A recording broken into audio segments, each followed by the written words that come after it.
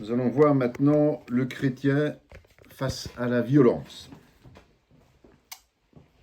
Sur notre planète aujourd'hui, il ne faut pas faire de dessin, on sait que la violence est omniprésente sous toutes ses formes. Chacun se forge sa propre opinion par rapport au comportement à avoir, mais la Bible, elle, définit celle de Dieu. Et nous, en tant que chrétiens, nous devons y adhérer, évidemment. Les crimes et les sanctions. Il dit encore, ce qui sort de l'homme, c'est ce qui souille l'homme. Car c'est du dedans, c'est du cœur des hommes que sortent les mauvaises pensées, les adultères, les impudicités, les meurtres, les vols, les cupidités, les méchancetés, la fraude, le dérèglement, le regard envieux, la calomnie, l'orgueil, la folie. Toutes ces choses mauvaises sortent du dedans et souillent l'homme. Et quiconque pêche transgresse la loi, et le péché est la transgression de la loi. Donc, si on s'en réfère à la définition du péché, pour délimiter le crime, selon ce que les pays établissent comme loi, nous devrions considérer toutes les infractions comme des crimes, puisque chaque péché est une transgression de la loi. Mais enfin, il faut quand même rester logique. Quand on stationne son véhicule là où on ne doit pas et qu'on mérite une amende, on ne mérite certainement pas le titre de crime, sinon on serait tous des criminels. Donc, il faut quand même pondérer cette notion et donc ne pas faire le parallèle direct entre le péché et le crime. Ce sont deux choses quand même un peu différentes. Et ce qu'on va considérer comme crime, évidemment, c'est une action mauvaise qui est grave. Un meurtre, un détournement de fonds, des vols. Et ça, toutes les sociétés le réprouvent. Et donc, c'est notre base ici pour calculer, pour regarder ce qui concerne les crimes et les sanctions. Les chefs d'Israël et le roi s'humilièrent et dirent « L'Éternel est juste » 2 Chroniques 12, 6. Moi, l'Éternel, j'éprouve le cœur, je sonde les reins pour rendre à chacun selon ses voies, selon le fruit de ses œuvres. Jérémie 17, 10. Donc Dieu est amour, ça on le sait. Mais ce n'est pas parce que Dieu est amour qu'il n'est pas non plus juste. C'est bien que pour lui, le crime ne doit pas rester impuni parce qu'il est juste. Donc, la question à se poser n'est pas de savoir s'il faut punir en cas de faute, mais ce que nous cherchons au travers de la sanction que nous allons déterminer. Est-ce qu'on va chercher à dissuader, c'est-à-dire faire peur pour éviter que les gens passent à l'acte?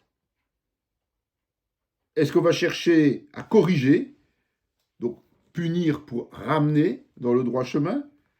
Ou est-ce qu'on va rétribuer, c'est-à-dire donner le salaire qui est lié à la proportion du crime? Et l'Ancien Testament nous donne plusieurs exemples, vous irez voir les références, dans Deutéronome, Job et Exode, concernant ces trois points-là. Donc, selon le concept, toute faute engendre une réparation de même nature. Et c'est appliqué depuis plusieurs millénaires. Que toute personne soit soumise aux autorités supérieures, car il n'y a pas d'autorité qui ne vienne de Dieu. Et les autorités qui existent ont été instituées par Dieu. C'est pourquoi celui qui s'oppose à l'autorité résiste à l'ordre que Dieu a établi, et ceux qui résistent attireront une condamnation sur eux-mêmes. Ce n'est pas pour une bonne action, c'est pour une mauvaise que les magistrats sont à redouter, et vous pourrez lire la suite de ces versets qui est dans Romains 13. Donc, les chrétiens sont tenus d'appliquer les règles, exactement comme le reste de la population, puisque Dieu a de lui-même délégué le droit de gouverner aux hommes d'État séculiers. Il faut évidemment mettre entre parenthèses le fait que le comportement de certains dirigeants, et on en a des exemples pour l'instant évidemment, le comportement de certains régimes pose parfois problème. Et donc là, il faut faire le choix d'obéir à Dieu plutôt qu'aux hommes, bien sûr. Donc ça, parenthèse fermée. Car tous ont péché et sont privés de la gloire de Dieu, et ils sont gratuitement justifiés par sa grâce, par le moyen de la rédemption qui est en Jésus-Christ. Quand Jésus est venu accomplir son sacrifice, le sacrifice suprême, il a fortement modifié le principe antérieur, parce qu'il a accompli la loi et les prophètes, comme on l'a déjà dit, dans la dimension morale. Donc la justification va nous amener à considérer la parole de Dieu sous l'angle de la charité, c'est-à-dire l'amour, et plus sous l'angle du jugement. Ça, c'est important. Vous avez appris qu'il a été dit œil pour œil et dent pour dent, mais moi je vous dis de ne pas résister aux méchants. Il y a d'autres versets qui suivent, et il est dit aussi, vous avez appris qu'il a été dit, tu aimeras ton prochain et tu haïras ton ennemi, mais moi je vous dis, aimez vos ennemis, bénissez ceux qui vous maudissent, faites du bien à ceux qui vous haïssent, et priez pour ceux qui vous maltraitent et qui vous persécutent. Tout ça c'est dans Matthieu 5. Donc, le chrétien doit faire preuve de tolérance extrême lorsqu'il est pris à partie par des personnes aux mauvaises intentions. Jésus n'a pas condamné la femme adultère. Et il n'a même pas imputé la faute à ceux qui l'ont crucifié, rappelez-vous. Une telle approche est réservée à nous, les chrétiens, à ceux qui appartiennent à Dieu. Les États séculiers, eux, restent responsables du bon fonctionnement de leurs institutions et donc au respect des règles qui sont établies. Donc la sanction est toujours bien d'application et elle s'applique aussi aux chrétiens qui n'obéissent pas, qui ne respectent pas les règles. Une autre question, c'est de savoir jusqu'à quel degré la sanction peut aller. Dans Acte 25, Paul disait « Si j'ai commis quelque injustice ou quelque crime digne de mort, je ne refuse pas de mourir. Mais si les choses dont ils m'accusent sont fausses, personne n'a le droit de me livrer à eux, j'en appelle à César. » Paul est converti à ce moment-là. Et il affirme qu'en cas de crime avéré, la peine de mort lui serait applicable. C'est clair.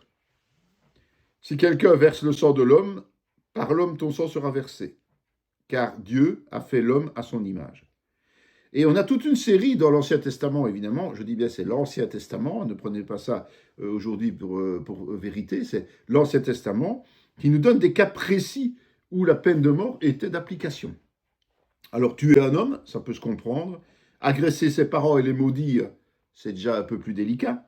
Enlever quelqu'un pour le profit, c'est du kidnapping, ça peut se comprendre. Être propriétaire d'un animal qui tue un humain, c'est la responsabilité du propriétaire. La sorcellerie, la possession d'un esprit de mort ou de divination, ça devient un petit peu d'impression ou difficile à comprendre et être sûr. L'adultère, la zoophilie, l'homosexualité, des relations sexuelles avec sa belle-mère ou sa belle-fille, perdre la virginité avant le mariage, avoir des relations sexuelles durant les règles. C'était assez dur quand même. L'idolâtrie, l'incitation à l'idolâtrie, l'étranger qui s'approche du tabernacle, le blasphème du nom de Dieu, la profanation du jour de l'Éternel, la fausse accusation de crime, consommer du sang, pratiquer des sacrifices d'enfants et y assister sans protester. Ça, c'est la belle liste que l'on retrouve dans les premiers livres de la Genèse, enfin à partir d'Exode jusqu'à Deutéronome. Donc on voit tout ça. Et donc ce sont les causes de condamnation à mort à cette époque. Et donc c'est choquant aujourd'hui. Hein, on doit quand même le reconnaître. C'est choquant même pour nous chrétiens. Mais ça s'adressait de nouveau à un peuple qui avait été élu par Dieu et que Dieu voulait à tout prix sanctifier, donc rendre pur. Malheureusement, pendant de nombreux siècles, l'Église a continué à appliquer ces règles parce qu'elle était en accord avec les chefs d'État païens qui étaient heureux de garder la mainmise sur la population. Combien de sorcières a-t-on brûlé, vives, au Moyen-Âge par exemple? Combien d'anticonformismes ont été traités de blasphémateurs, torturés puis exécutés? Ne fût-ce que du temps des protestants, de la naissance du protestantisme. On a beaucoup de cas comme ça. Au XXe siècle, la plupart de ces raisons qui provoquaient la condamnation à mort sont aujourd'hui légaux. Donc, ça n'entraîne plus le moindre jugement, même moral, au niveau de nos sociétés. Mais ça n'empêche pas de reconnaître que les autorités séculières ont le droit de rétribuer proportionnellement ce qu'elles considèrent comme des crimes, voire jusqu'à prononcer la peine de mort pour les actes les plus abjects. Sinon, on fait naître un sentiment d'impunité et on se laisse déborder par le crime. Dans certains pays, on n'est pas loin de basculement d'ailleurs, à ce niveau-là. Donc le chrétien va respecter les lois des hommes, mais aussi et surtout celles de Dieu, qui ne sont pas toujours celles des hommes. Donc sans porter de jugement contre le monde, parce que ce n'est pas notre rôle, le chrétien va chercher à se comporter selon la volonté de Dieu, en évitant de l'offenser par ses transgressions. On est d'accord. Un autre point intéressant, c'est les métiers d'armes et la guerre. Aujourd'hui, on est confronté à cela en tant que chrétien aussi. Quand on aborde l'Ancien Testament pour la première fois, on est souvent frappé par la violence des guerres de conquête du peuple juif. Et pourtant, il est dirigé par Dieu. Alors, pour le chrétien, qu'est-ce qu'il en est? Notre frein principal, c'est la nécessité de ne pas faire le mal de manière volontaire. Alors, comment est-ce que ça peut être compatible avec la guerre ou un état de guerre? Ou par exemple un policier qui intervient en cas de prise d'otage. Il faut déjà souligner que aucun pays sur cette terre ne pourrait survivre sans posséder un corps d'armée ou sans reposer sur un accord avec un pays qui possède un corps d'armée. Sinon, il se ferait manger tout cru. Et même si des pays sont devenus, entre guillemets, chrétiens, ça n'a rien changé à la réalité des choses. Alors, les grandes guerres du XXe siècle ont donné naissance à des pactes, comme l'ONU, l'OTAN, l'URSS. Et tout cela était censé garantir la paix. Mais plutôt que de garantir la paix, ça a exacerbé la méfiance. Ça a fait grandir la méfiance réciproque. La guerre froide, comme on l'a appelée. Et puis, des combats par peuplades interposées. Donc, on sponsorise un peuple pour que l'autre se batte. Et voilà. Beaucoup de théologiens ont reconnu la nécessité, mais d'avoir une armée, de toute façon. Mais certains mouvements ont imposé la voie du pacifisme absolu, même s'il fallait subir un châtiment. Et les plus célèbres dans l'histoire du protestantisme sont les anabaptistes du XVIe siècle. Alors, qu'en dit la Bible? C'est ça qui nous intéresse. Qu'en dit la Bible? Mon royaume n'est pas de ce monde, répondit Jésus. Si mon royaume était de ce monde, mes serviteurs auraient combattu pour moi, afin que je ne fusse pas livré aux Juifs. Mais maintenant, mon royaume n'est point d'ici-bas. Donc, Jésus a enseigné les chrétiens à subir sans réagir, mais aussi à prendre conscience que nous n'appartenons à aucun royaume terrestre, puisque notre royaume aujourd'hui, il est céleste. Et Paul l'a d'ailleurs aussi répété aux Philippiens, et a invité les Romains à ne pas se conformer aux choses du siècle présent. Alors, est-ce que ces versets-là donnent des arguments en faveur du pacifisme? Ou est-ce qu'ils nous demandent simplement de ne pas nous occuper de la direction du monde en intervenant dans les affaires de l'État? Si on pose la question autrement, on va se dire, le chrétien peut-il se soustraire à ses obligations citoyennes et laisser effectuer le travail par les non-croyants? C'est un peu mesquin quand même, si on le pose dans ce sens-là. C'est très mesquin. Vous avez renié le saint et le juste et vous avez demandé qu'on vous accordât la grâce de meurtrier. Acte 3, 14. Donc, rappelons-nous que nous sommes confrontés à un Dieu juste qui a ordonné ou béni des guerres, comme le reconnaître. Genèse 14, vous prendrez. Avant même la création de la nation juive, avant la création. Dans Luc 3, 14, il est dit, des soldats aussi lui demandèrent, et nous, que devons-nous faire? Il leur répondit, ne commettez ni extorsion ni fraude envers personne et contentez-vous de votre solde. Ça, c'est Jean-Baptiste qui a répondu aux soldats qui lui demandaient. Il aurait pu tout simplement leur dire, s'il était opposé à cela, quittez l'armée. Quittez l'armée, c'est tout. Voilà. Mais ça n'a pas du tout été le cas. Ça n'a même pas été abordé. Lorsque Jésus entendit ces paroles, il admira le centenier se tournant vers la foule qui le suivait et il dit, je vous le dis, même en Israël, je n'ai pas trouvé une aussi grande foi.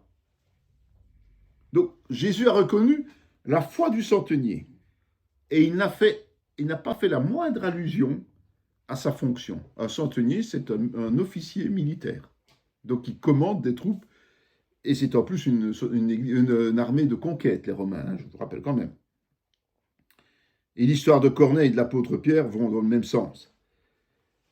L'auteur du livre aux Hébreux fait l'apologie des grands guerriers de l'Ancien Testament. Et il souligne qu'ils ont agi par la foi.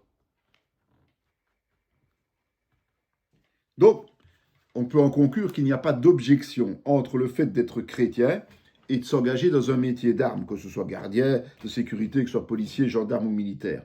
Mais évidemment, c'est le comportement qui est important. C'est le respect des règles. Ça, c'est important. On a des passages bibliques qui nous disent « Bénissez ceux qui vous persécutent, bénissez, ne maudissez pas. Ne rendez à personne le mal pour le mal. Recherchez ce qui est bien devant tous les hommes. Ne vous vengez point vous-même, bien-aimés, mais laissez agir la colère, car il est écrit « À moi la vengeance, à moi la rétribution, dit le Seigneur ». Ce sont quelques extraits de Romains 12, vous le lirez à votre aise, jusqu'à 13, 10. Donc, la vision biblique est bien définie dans Romains. À titre individuel, le chrétien se doit de ne pas chercher à se venger. Parce que la vengeance appartient à Dieu. Il vaut mieux subir et bénir, comme dit la parole. Mais dans le contexte général, il doit se soumettre aux autorités de la nation dans laquelle il vit, même s'il est membre du royaume des cieux. Et donc, il est légitimement en droit de porter et utiliser des armes dans les limites légales autorisées, à condition que ça respecte évidemment les commandements de Dieu. Donc, ça demande de nouveau une analyse approfondie dans chaque cas de figure. Est-ce qu'on peut, par exemple, utiliser les armes pour mettre fin à une manifestation pacifique? Bon, la réponse, vous l'avez vous-même, hein. C'est une réaction disproportionnée. Pour arrêter un individu qui n'est pas armé, pour agrandir son territoire, c'est-à-dire la conquête, pour prévenir une éventuelle menace non précise.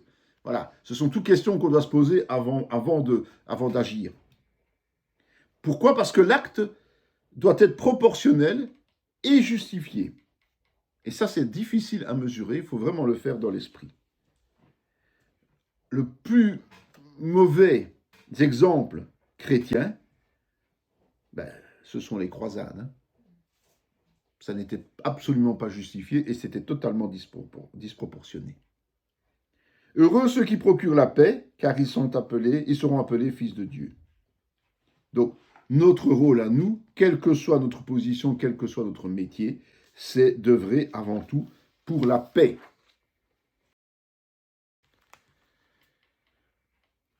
Le chrétien et les addictions. Addiction, ce sont les dépendances. Et voici de la gaieté et de la joie. On égorge des bœufs et l'on tue des brebis. On mange de la viande et l'on boit du vin. Mangeons et buvons, car demain nous mourrons. Ésaïe 22, 13. Venez, je vais chercher du vin et nous boirons des liqueurs fortes.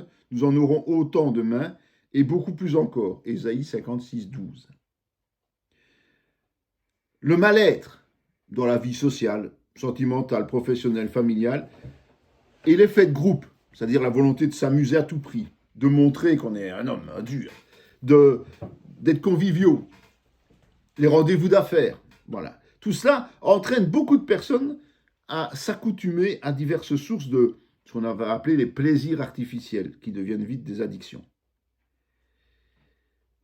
Et à terme, ces addictions vont provoquer une déchéance sociale, des maladies, voire même la mort.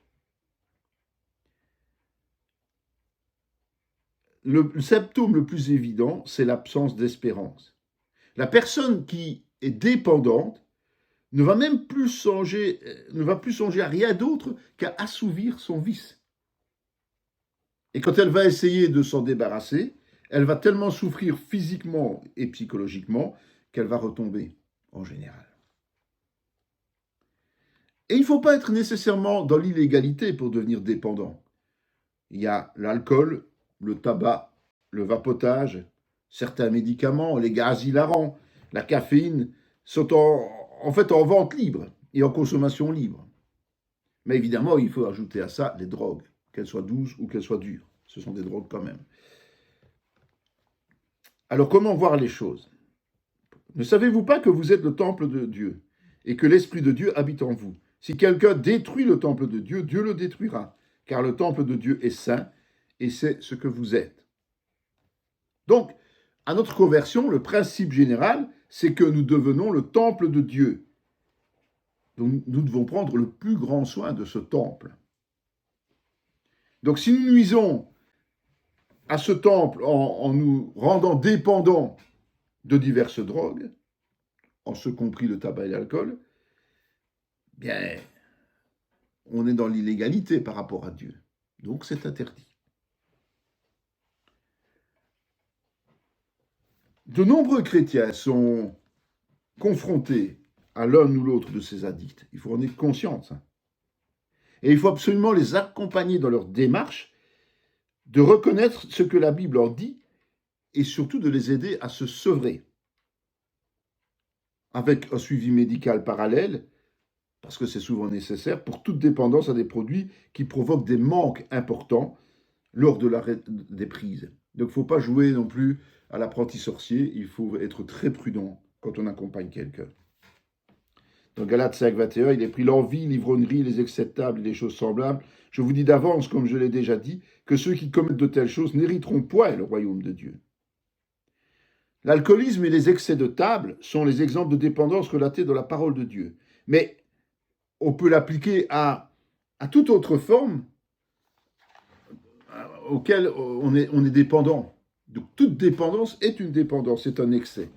Et il faut vraiment appliquer cela à cela. Donc ceux qui abusent n'hériteront pas du royaume de Dieu, parce que ça s'appelle de la débauche. Prenez garde à vous-même, de crainte que vos cœurs ne s'apesantissent et que les excès du manger et du boire, et par les soucis de la vie, et que ce jour ne vienne sur vous à l'improviste. Donc le problème des dépendances, comme on l'a vu, c'est qu'elles détournent l'individu des réalités. Donc ça l'empêche de réfléchir correctement. Et ça va l'amener à avoir des comportements irrationnels. C'est quand même embêtant pour le chrétien, puisqu'il est censé mettre les choses du royaume à la première place dans sa vie. Or, s'il est dépendant de quelque chose, il ne peut pas mettre le royaume à la première place. Car il faut que l'évêque soit irréprochable comme économe de Dieu, qu'il ne soit ni arrogant, ni colère, ni adonné au vin, ni violent, ni porté à un gain déshonnête. Paul considérait l'abus d'alcool comme un facteur d'exclusion du poste ministériel. Et l'Ancien Testament met aussi en garde les responsables de ne pas consommer à outrance durant l'exercice de leurs fonctions.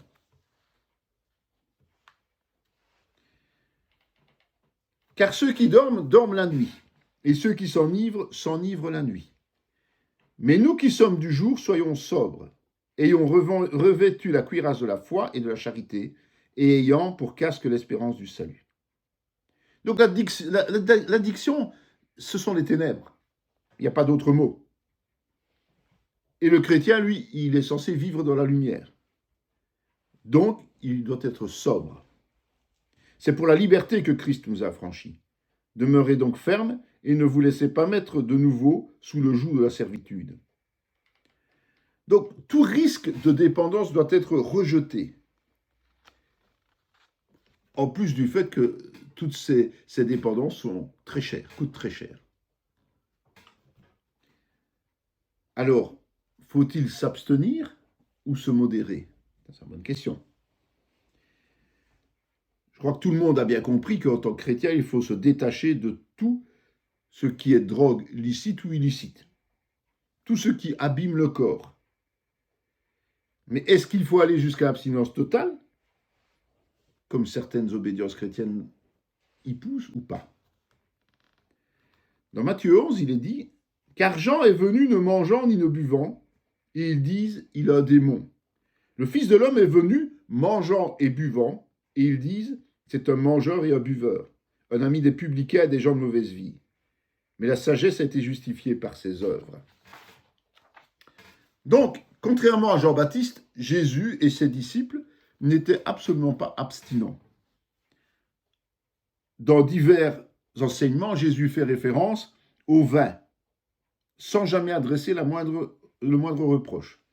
Rappelez-vous, les noces de Cana, c'est même lui qui a produit du vin complémentaire. le bon samaritain, les outres. Paul a aussi conseillé à Timothée de boire comme remède à ses aigreurs d'estomac, rappelez-vous. Et puis, le vin fait partie intégrante de la scène qui a été instaurée par Christ lui-même. Pour un aliment, ne détruit pas l'œuvre de Dieu. À la vérité, toutes choses sont pures, mais il est mal à l'homme quand il mange de devenir une pierre d'achoppement. Il est bien de ne pas manger de viande, de ne pas boire de vin, et de s'abstenir de ce qui peut être pour ton frère une occasion de chute, de scandale ou de faiblesse. Donc, Paul déconseille de faire ça en présence des faibles. Donc, il nous dit, ne tentez pas le faible. Si on est face à quelqu'un qui est alcoolique et qui essaye de s'arrêter, il ne faut certainement pas ouvrir la bouteille et boire devant lui. Question de logique. Il faut éviter de les faire chuter. Et donc, certaines églises, dont la nôtre, adoptent un principe de précaution pour la Sainte Seine, pour ne pas que les gens aient le goût du vin, et on remplace le vin par du jus de raisin. De toute façon, la modération est de mise. Et même si nous estimons bien supporter l'alcool, évitons d'en ingurgiter plus de 2 verres de temps en temps. Soyons sobres, tout simplement. Le chrétien et le travail. À cette époque, on en a encore l'exemple concret, les êtres humains parlent plus de droits que de devoirs. Alors, il vaut peut-être mieux se rappeler les règles bibliques pour vraiment comprendre ce que Dieu attend de nous. Dieu acheva au 7e jour son œuvre qu'il avait faite, et il se reposa au 7e jour de toute son œuvre qu'il avait faite. Dieu bénit le 7e jour, il le sanctifia, parce qu'en ce jour, il se reposa de toute son œuvre qu'il avait créée en le faisant. Donc, premier rappel, Dieu est un bûcheur, est un travailleur. Dieu travaille. C'est même le tout premier travailleur.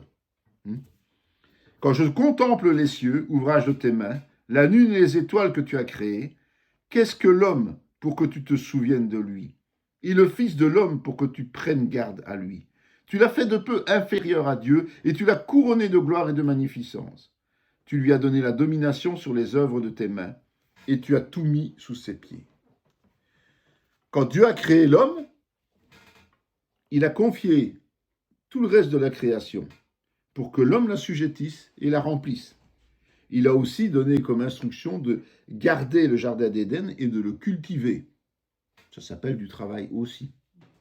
Mais Jésus leur répondit, « Mon Père agit jusqu'à présent, moi aussi j'agis. » Dieu le Père, Jésus le Fils, continue à travailler dans la création. Donc le travail a une vraie base théologique. Alors, le travail du chrétien. Et j'ai vu qu'il n'y a rien de mieux pour l'homme que de se réjouir de ses œuvres, c'est là sa part. Car qui le fera jouir de ce qui sera après lui? Donc la pénibilité du travail, rappelons-nous, est quand même la conséquence de la chute. Mais l'honneur d'accomplir la tâche qui lui est dévolue produit logiquement chez l'homme, malgré tout, une certaine satisfaction. En tout cas chez le chrétien qui est régénéré. Le chrétien régénéré qui accomplit une tâche doit en être satisfait. C'est normal. Dieu a été satisfait de sa création, de l'œuvre qu'il avait accomplie. Nous, c'est pareil. Donc ce n'est plus considéré comme un châtiment du péché, puisque nous avons été restaurés par le sang de Jésus. Nous sommes d'accord. Car lorsque nous étions chez vous, nous vous disions expressément, si quelqu'un ne veut pas travailler, qu'il ne mange pas non plus. Nous apprenons cependant qu'il y en a parmi vous quelques-uns qui vivent dans le désordre, qui ne travaillent pas, mais qui s'occupent de futilité. Nous invitons ces gens-là et nous les exhortons par le Seigneur Jésus-Christ à manger leur propre pain en travaillant paisiblement. Donc la paresse ne fait pas partie du vocabulaire de Dieu. La paresse est condamnée. Donc le concept du travail est une réalité chez le chrétien. Maintenant, on va étudier comment on doit se comporter par rapport à ce travail entre employeur et travailleur. Tu travailleras 6 jours et tu verras tout ton ouvrage. Donc, le rythme biblique, c'est 6 jours d'activité par semaine pour un jour de repos. Donc, pour le chrétien, cela veut dire que, outre l'emploi séculier, le chrétien est aussi amené à se rendre utile dans le cadre de son assemblée. Puisque actuellement, le principe, c'est qu'en général, on travaille pour le monde 5 jours semaine, en moyenne 8 heures par jour. Et encore, c'est encore moins maintenant. Évidemment, à l'époque de la rédaction des livres bibliques, les relations de travail consistaient le plus souvent au principe du maître et de l'esclave. Il faut dire que l'esclavagisme a été aboli, en tout cas dans beaucoup de pays, et ça a amené une série de changements fondamentaux qui ont parfois mené à des situations complexes. Donc le chrétien va déterminer son comportement avec discernement et honnêteté, qu'il soit d'un côté ou de l'autre de la barrière, c'est-à-dire qu'il soit un employeur ou un travailleur. Que tous ceux qui sont sous le joug de la servitude regardent leur maître comme digne de tout honneur, afin que le nom de Dieu et la doctrine ne soient pas blasphémés, et que ceux qui ont des fidèles pour maître ne les méprisent pas, sous prétexte qu'ils sont frères, mais qu'ils les servent d'autant mieux que ce sont des fidèles et des bien-aimés qui s'attachent à leur faire du bien. Enseigne ces choses et recommande-les. 1 Timothée 6:2 et encore un passage dans Tite. Donc, l'exhortation de Paul, c'est quoi? C'est quelle que soit la condition de l'employeur, le travailleur chrétien se doit de faire preuve du plus grand respect en accomplissant fidèlement sa tâche sans rien dérober, en ce compris du temps. Et ça, c'est pour glorifier Dieu. On doit respecter les règles. Le chrétien est, au travers du travail séculier, au service de Christ. Il ne faut pas l'oublier. Quand nous travaillons dans le monde, nous servons Christ en même temps. C'est primordial d'y penser. Donc si on triche, on vole Dieu. Ah oui. Et le fait que le patron soit chrétien ne peut en aucun cas être utilisé pour exiger des avantages. Mais être accordé à vos serviteurs ce qui est juste et équitable, sachant que vous aussi vous avez un maître dans le ciel. Car l'Écriture dit, tu n'en muselleras point le bœuf quand il foule le grain, et l'ouvrier mérite son salaire. Et donc l'employeur va veiller à une juste rétribution, car il en répond directement aussi devant Dieu. En conséquence, le lien de subordination n'est absolument pas remis en cause dans la parole de Dieu. Il y a des patrons, il y a des travailleurs, et c'est normal. Voilà. Le syndicalisme, intéressant quand même. L'émergence des syndicats a fait naître certaines revendications qui sont justifiées et absolument nécessaires, évidemment. Surtout face à la libéralisation effrénée des marchés et la mondialisation. Mais entre chrétiens, ce type de lutte ne devrait jamais exister si chacun se place sous l'autorité de la parole vivante. On devrait savoir comment fonctionner selon Dieu, tout simplement. Pierre et Jean leur répondirent, « Jugez s'il est juste devant Dieu de vous obéir plutôt qu'à Dieu, car nous ne pouvons pas ne pas parler de ce que nous avons vu et entendu. » Donc, les situations d'oppression par le monde sont source de réactions, voire de manifestations pacifiques et de mouvements de grève. Pierre et Jean défendaient leur droit d'expression de la bonne nouvelle. Mais c'est également valable pour prendre fait et cause pour les démunis ou les exploiter. D'accord ? Malheureusement, aujourd'hui, les revendications de la plupart des grévistes sont égocentriques. Et ça, le chrétien ne peut jamais se mêler de telles actions.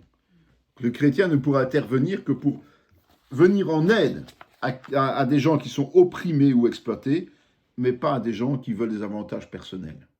C'est très important. Au niveau des chrétiens, quand nous habitons dans des régions nanties, nous devrions plus penser aux besoins vitaux de nos frères et sœurs qui vivent dans d'autres parties du monde, qui sont en retard de développement, avant de nous plaindre constamment de nos conditions de travail ou de nos salaires. Je crois que ça nous aiderait beaucoup et que ça ferait bien plus plaisir au Seigneur. N'oublions pas. La multitude de ceux qui avaient cru n'était qu'un cœur et qu'une âme. Nul ne disait que ces biens lui appartinssent en propre, mais tout était commun entre eux. Les apôtres rendaient avec beaucoup de force témoignage de la résurrection du Seigneur Jésus. Et une grande grâce reposait sur eux, car il n'y avait parmi eux aucun indigent. Tous ceux qui possédaient des champs et des maisons les vendaient, apportaient le prix de ce qu'ils avaient vendu et le déposaient aux pieds des apôtres. Et on faisait des distributions à chacun selon qu'il en avait besoin. Comme nous l'avons vu, la paresse, évidemment, est détestée de Dieu. Mais ça n'empêche pas que certains chrétiens, malgré leurs efforts, se retrouvent dans des situations précaires, perdant leur emploi ou n'étant plus capables d'œuvrer. Alors, dans les sociétés occidentales, les églises, les membres d'église ont pris l'habitude de se reposer sur les dispositifs sociaux des États et se dédouanent souvent de leurs responsabilités vis-à-vis de leurs membres. Pourtant, l'indigence n'a rien à voir au sein du royaume de Dieu. C'est la solidarité du groupe qui est essentielle. La création du diaconat est directement liée à ce principe. N'oubliez pas dans Actes 1. Le chrétien et la pratique religieuse. La plupart d'entre nous avons été éduqués dans un contexte qui était lié à des traditions religieuses, souvent catholiques, mais aussi protestantes, dont le calendrier reflète encore aujourd'hui le rythme. Dans les assemblées évangéliques, il n'est pas rare que certains se réfèrent de plus en plus aux commémorations juives. Alors que faut-il en penser? Autrefois, ne connaissant pas Dieu, vous serviez des dieux qui ne le sont pas de leur nature. Mais à présent que vous avez connu Dieu, ou plutôt que vous avez été connu de Dieu, comment retournez-vous à ces faibles et pauvres rudiments auxquels de nouveau vous voulez vous asservir encore? Vous observez les jours, les mois, les temps et les années. Je crains d'avoir inutilement travaillé pour vous. C'est le contexte. Alors, sabbat ou dimanche? Bonne question. Les Juifs sont tenus d'observer le sabbat. Mais l'Église n'est plus soumise à la loi de Moïse et au respect du sabbat. Dans Exode, il est dit « Mais le 7e jour est le jour du repos de l'Éternel ton Dieu. Tu ne feras aucun ouvrage, ni toi, ni ton fils, ni ta fille, ni ton serviteur, ni ta servante, ni ton bétail, ni l'étranger qui est à tes portes. Car en 6 jours, l'Éternel a fait les cieux, la terre et la mer, et tout ce qui y est contenu. Et il s'est reposé le 7e jour. C'est pourquoi l'Éternel a béni le jour du repos et l'a sanctifié. » Pour le peuple juif, le sabbat était l'équivalent du 7e jour, celui du repos consacré par et pour Dieu, hommes comme animaux d'ailleurs. Et donc sur cette base, la question se pose de savoir si le chrétien doit considérer le dimanche comme substitutif du sabbat, ou s'il peut déroger aux règles, par exemple pour travailler. Si un peuple où tout le monde était chrétien, ça veut dire que si on ne peut pas travailler le dimanche, on doit fermer les hôpitaux, fermer les services de sécurité, fermer les services de garde pour l'énergie et tout le reste. Bon. Ou bien, a-t-on encore le droit d'avoir du loisir le dimanche?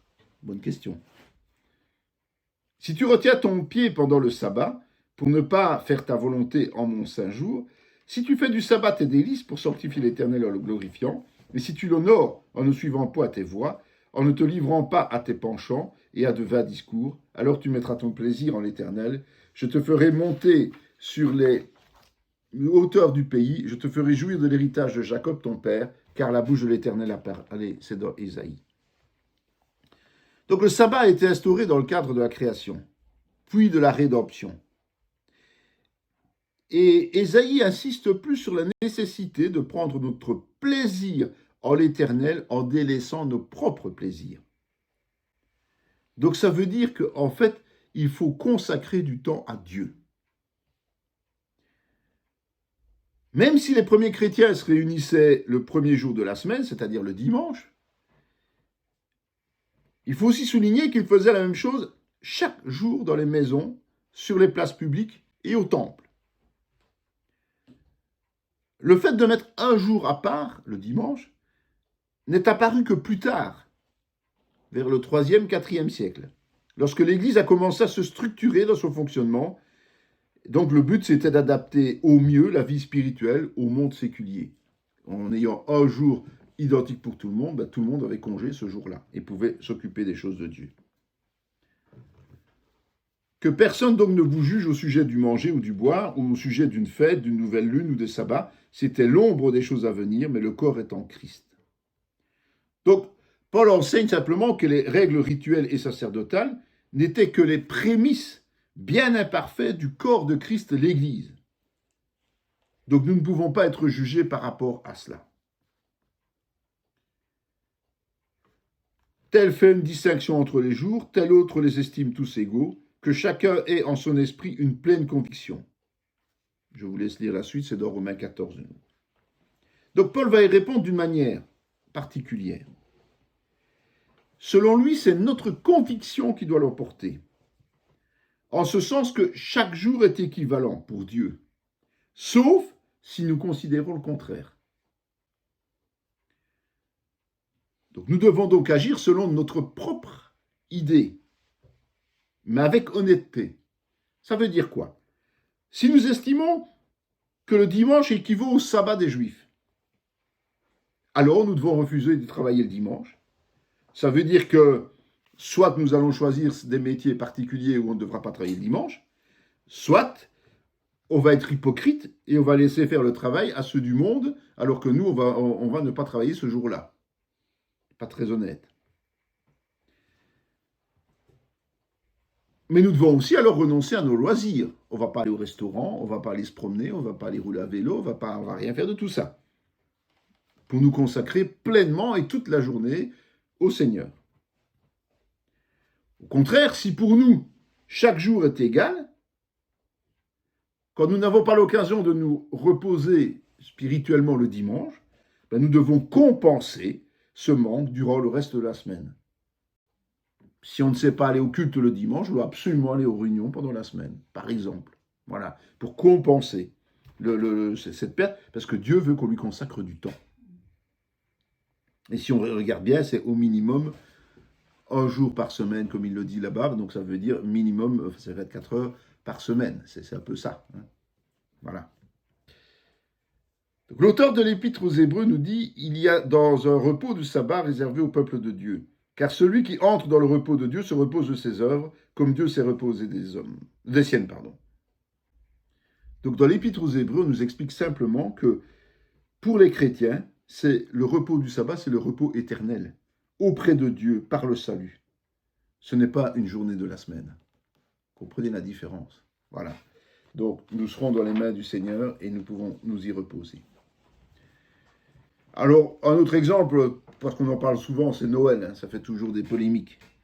Donc je rappelle quand même que le 25 décembre n'est en aucun cas la date de naissance de Jésus. D'ailleurs, on n'a pas retrouvé le certificat de naissance, donc c'est difficile à dire. Hein. Bon, voilà. C'est une décision qui est survenue plusieurs siècles plus tard et qui correspond au solstice d'hiver, c'est-à-dire ce jour où on symbolise la victoire de la lumière, le soleil, sur les ténèbres, dans les religions primitives païennes, je le rappelle quand même. Pour le chrétien, ce moment-là, tout comme les nombreuses fêtes mariales, les fêtes pour les morts et tout ce qui s'ensuit, n'est pas plus important qu'un autre. C'est un jour comme un autre. Mais ça ne veut pas dire qu'on ne peut pas faire preuve de convivialité envers des personnes isolées ou envers des personnes démunies. C'est l'occasion justement de montrer notre amour pour le prochain, plutôt que de faire ça en famille et de façon fermée et limitée. Tel fait une distinction entre les jours, on l'a vu tout à l'heure dans Romains 14. Donc chaque œuvre est amenée à décider tout simplement en âme et conscience. Alors les crèches, les sapins décorés font parfois scandale chez certains chrétiens. Et pourtant, vous savez que certains historiens font remonter cela à Luther, aussi étonnant que ça puisse paraître, et pas aux catholiques. En fait, le chrétien né de nouveau va éviter de donner une quelconque connotation idolâtre ou polémique s'il décide de renier sa demeure, qu'il n'invite pas à ce moment-là quelqu'un qui est opposé pour ne pas le choquer, évidemment. Ou s'il invite cette personne, qu'il débarrasse les choses pour ne pas choquer. Mais je rappelle quand même que pour nous les chrétiens, la seule vraie fête essentielle est Pâques. C'est l'apothéose du plan du salut accompli par Christ. Cette vidéo fait partie intégrante de la formation en théologie pratique dispensée par la mission de théologie Emmanuel de Parakou, Bénin, sous l'autorité académique du Centre chrétien Emmanuel SBL, Spa, Belgique.